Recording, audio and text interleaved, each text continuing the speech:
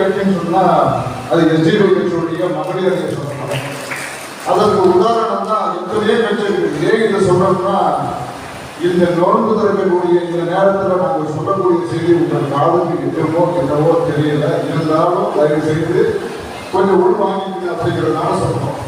எத்தனையோ கட்சி இருக்குது, நீங்க போய் பாருங்க, நியூஸ்ல பாருங்க.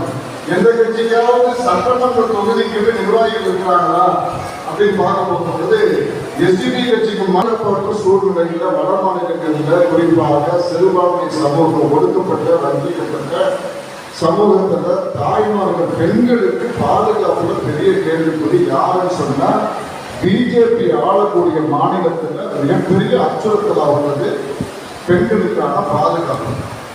ஏகப்பட்ட இன்னங்கள் இருக்கிறாங்க, இன்னிலடங்கா துன்புறுத்தல், பல இடங்களில் கற்பழிப்பு பிரச்சனை, சிறுமிகளை கற்பழிப்பு, இப்படி பல்வேறு பிரச்சனைகள் இருக்கு.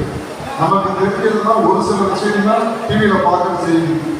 பல அங்க வாங்க மாவட்ட செயலாளர் தலைவர் அவருடைய தலைமையில் இந்த ஆட்சி அமையணும் அப்படிங்கிற அந்த அடிப்படையில எஸ்டிபி கட்சி வரக்கூடிய சட்டமன்ற தேர்தலில் திராவிட முன்னேற்ற கழகத்தோட கூட்டணி அமைத்து அதற்கான களப்பணிய மிக வீரியமான முறை.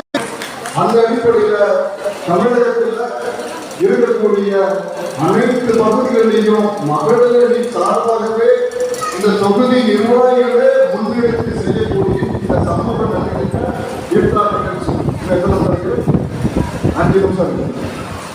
அந்த அடிப்படையில் வரக்கூடிய சட்டமன்ற தேர்தலில் திராவிட முன்னேற்ற கழக தலைமையிலான இந்த கட்சிகளில் எல்லா வகையிலும் பாடுபடும். அந்த அடிப்படையில் நம்ம முன்னேற்றக்கூடிய முக்கியம்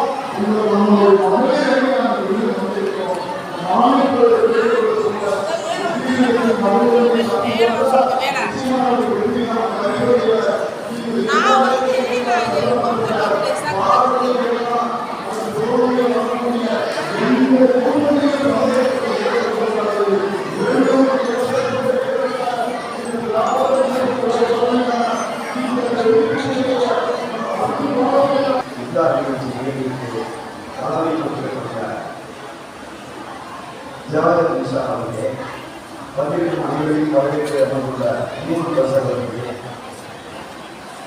சிறப்பு அழைப்பாக வாழ்க்கை அமர்ந்துள்ள திருவாரூர் மாவட்ட தலைவர் மாஸ் அப்துல் அஜீஸ் அவர்களே, மாவட்ட தலைவர் மாஸ் சூர்யா பேகம் அவர்களே,